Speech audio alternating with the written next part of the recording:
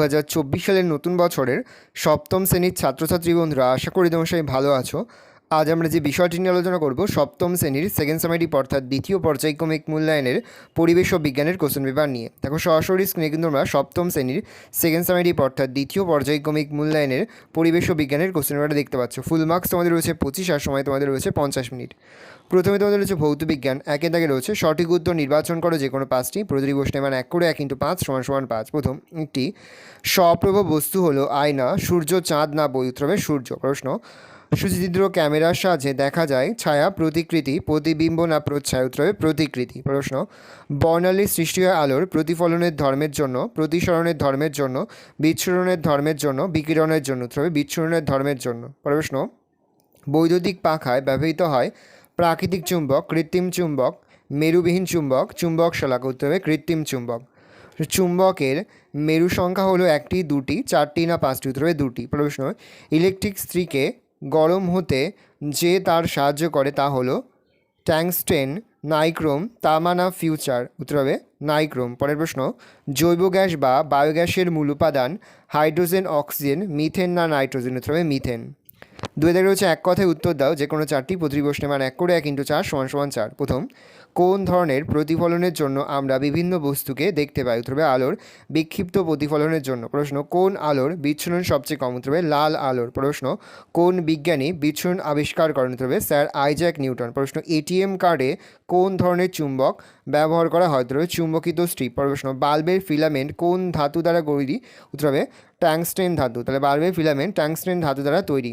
টর্চের switch on করলে বাল্বের ভেতরের যে অংশটি জ্বলে ওঠে তাকে বলে? উত্তর হবে ফিলামেন্ট। প্রশ্ন, একটি তরল জীবাশ্মের উদাহরণ দাও? উত্তর হবে পেট্রোলিয়াম। 3 দাগে রয়েছে শূন্যস্থান পূরণ করো যে কোনো দুটি। প্রতিটি প্রশ্নে মান 1 করে 1 × 2 = 2। প্রথম, ঘষা কাজ ড্যাশ মাধ্যমের উদাহরণ? উত্তর হবে ঈষৎ স্বচ্ছ। প্রশ্ন, মোমবাতি একটি ড্যাশ বস্তুর উদাহরণ? উত্তর হবে স্বপ্রভ। প্রশ্ন, ইস্ত্রিতে তড়িৎ প্রবাহের ড্যাশ ফলাফলের প্রয়োগ করা হয়? উত্তর হবে তাপীয়। প্রশ্ন, মেরুজ্যোতি সাধারণত দেখা যায় ড্যাশ অঞ্চলে? ধরে মেরুজ্যোতি সাধারণত দেখা যায় মেরু অঞ্চলে। 4 দাগে রয়েছে 3 থেকে 4টি বাক্য উত্তর যে কোনো 3টি। প্রতিটি প্রশ্নে মান 3 করে 3 × 3 = 9। প্রথম, অ্যাম্বুলেন্সের সামনে অ্যাম্বুলেন্স শব্দটি উল্টো করে লেখা থাকে কেন? তার সঙ্গে আলোর প্রতিফলনের সূত্র যদি লেখো 1 + 2। অ্যাম্বুলেন্সের সামনে অ্যাম্বুলেন্স শব্দটি উল্টো করে লেখার কারণে সামনের গাড়ির ড্রাইভার তার গাড়ির আয়নায় পার্শ্বীয় পরিবর্তনের কারণে সোজাভাবে অ্যাম্বুলেন্স লেখাটি দেখতে পায়, তাই তাড়াতাড়ি রাস্তা ছেড়ে দেয়। পর হচ্ছে আলোর প্রতিফলনের ক্ষেত্রে আলোক রশ্মিগুচ্ছ দুটি সূত্র পালন করে, যথা আপতিত রশ্মি, প্রতিফলন রশ্মি, এবং ওই বিন্দুতে প্রতিফলকের ওপর অঙ্কিত অভিলম্ব সর্বদা একই সমতলে থাকবে। 2, আপতন কোণ ও প্রতিফলন কোণ সর্বদা সমান হবে। ছায়ার সংজ্ঞা দাও, তার সঙ্গে এক্স রশ্মি কী কাজে ব্যবহার হয়? দেখবে, ছায়ার আলোর গতিপথে কোনো বাধাহীন অস্বচ্ছ বস্তু থাকলে তার পিছনে পর্দায় বস্তুটির যে অন্ধকার আকৃতির সৃষ্টি হয় তাকে ছায়া বলে। এক্স রশ্মির ব্যবহারিক উপকারিতাগুলি হলো: 1, মানবদেহের কোনো অংশ বা কোনো অংশে হাড় বা মাংসপেশি ক্ষতিগ্রস্ত হলে ভাঙা হাড়ের অবস্থান বুঝতে হলে এক্স রশ্মি প্রয়োগ করা হয়। টিউমার বা ক্যান্সারে আক্রান্ত মানুষের অঙ্গের অবস্থান জানার জন্য এই রশ্মি প্রয়োগ করা চিকিৎসাশাস্ত্রের এক বিশেষ অঙ্গ।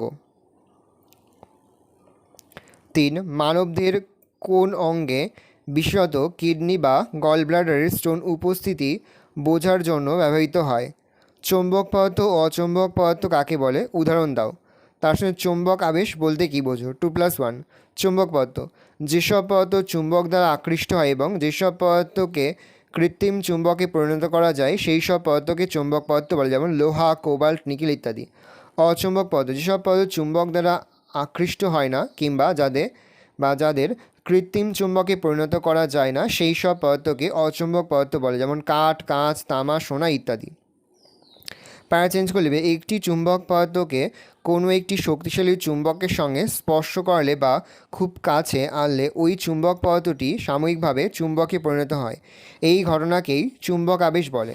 বলছে এলইডি কি? এলইডির দুটি ব্যবহার লেখো। এলইডি অর্থাৎ লাইট ইমিটিং ডায়োড হলো বিশেষভাবে তৈরি এমন একটি ইলেকট্রনিক যন্ত্র যা অল্প আলোতেই উজ্জ্বল আলো দেয়। এই ধরনের বাল্বে কোনো ফিলামেন্ট থাকে না। ধনাত্মক প্রান্ত অপেক্ষাকৃত বেশি হয় ঋণাত্মক প্রান্তটির তুলনায়। এলইডির ব্যবহার: 1, বিভিন্ন রঙের আলো পেতে এলইডি ব্যবহৃত হয়। 2, এলইডির মধ্যে অল্প পরিমাণ সামান্য তড়িৎ প্রবাহিত করলেই তীক্ষ্ণ উজ্জ্বল আলো জ্বলে ওঠে, ফলে তার ব্যবহারযোগ্যতাও বাড়ে। জীবাশ্ম কাকে বলে? তার সঙ্গে প্রচলিত ও অপ্রচলিত শক্তি কাকে বলে? 1+2। জীবাশ্ম উদ্ভিদ ও জীবদেহ থেকে উৎপন্ন হয়ে ভূ অভ্যন্তরে সঞ্চিত থাকা গচ্ছিত বা অপুনর্ভব শক্তি সম্পদকে জীবাশ্ম বলে। উদাহরণ: কয়লা, খনিজ তেল, প্রাকৃতিক গ্যাস ইত্যাদি। পয়েন্ট করে প্রচলিত শক্তি: যে সমস্ত শক্তি বর্তমানে বহুল পরিমাণ উৎপাদন ও ব্যবহার করা হয় তাদেরকে বলা হয় প্রচলিত শক্তি। এই শক্তি বহুদিন ধরে ব্যবহৃত হয়ে আসছে। কয়লা, খনিজ তেল, প্রাকৃতিক গ্যাস থেকে প্রাপ্ত শক্তি, জলবিদ্যুৎ শক্তি, পারমাণবিক শক্তি প্রভৃতি। এই প্রভৃতি হবে চিরাচরিত বা প্রচলিত শক্তির উদাহরণ। অপ্রচলিত শক্তি: যে সমস্ত শক্তি বর্তমানে স্বল্প পরিমাণে ব্যবহৃত বা উৎপন্ন করা হয় অথচ ভবিষ্যতে বহুল পরিমাণে ব্যবহারের সম্ভাবনা আছে তাদেরকে বলা হয় অচিরাচরিত শক্তি।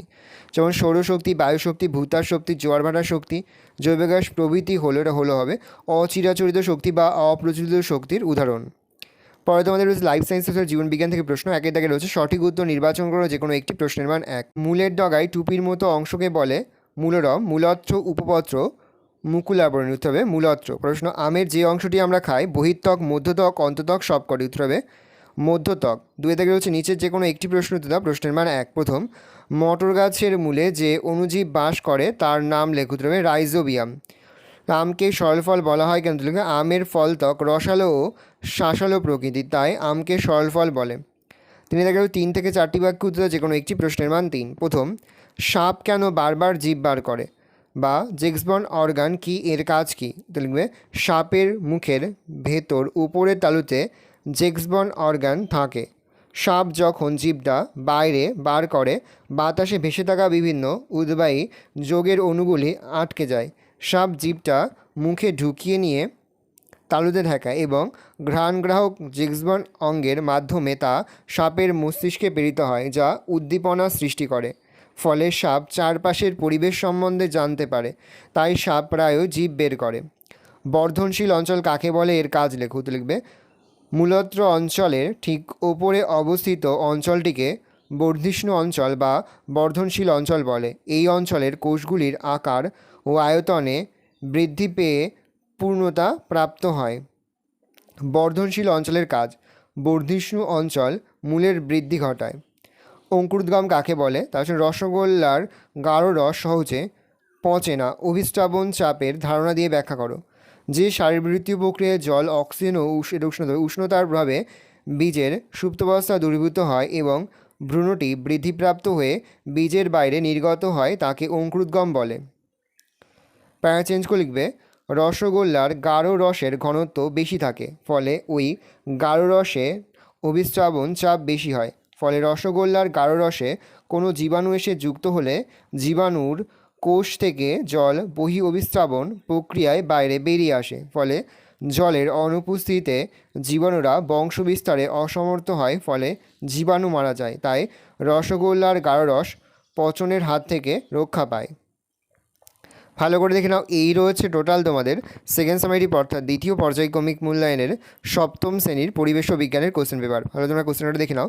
আশা করি ভিডিওটা ভালো লেগেছে। ভিডিওটা ভালো লাগলে ভিডিওকে লাইক করে দেখলে ভুলবে না। আর আমার চ্যানেল নতুন হওয়া লাল করে সাবস্ক্রাইব প্রেস করে বা সেই বেল আইকন প্রেস করে যখন নতুন কোনো ভিডিও আপলোড করি সবার ফার্স্ট নোটিফিকেশন তোমরা পেয়ে যাও। আর এই ভিডিওটি তোমার বন্ধুবান্ধবী, আত্মীয় স্বজন সবার মধ্যে কিন্তু অনেক শেয়ার করে দেয় যারা বছর সপ্তম শ্রেণীতে পড়ছে। আমরা কিন্তু ইতিমধ্যে সপ্তম শ্রেণীর প্রতিটি বিষয়ে সিলেবাস, প্রশ্নকার এবং নমুনা প্রশ্নপত্র কিন্তু আপলোড করে দিই। তোমরা এখনও পর্যন্ত সেই ভিডিওগুলো না দেখে থাকো, ভিডিওগুলো কিন্তু তাড়াতাড়ি দেখে নাও। একেবারে ভিডিও শেষে স্ক্রিনে তোমরা একটা প্লেলিস্ট দেখতে পারবে, তারপরে ক্লিক করলেই সমস্ত ভিডিওগুলো কিন্তু তোমরা পর দেখে নিতে পারবে।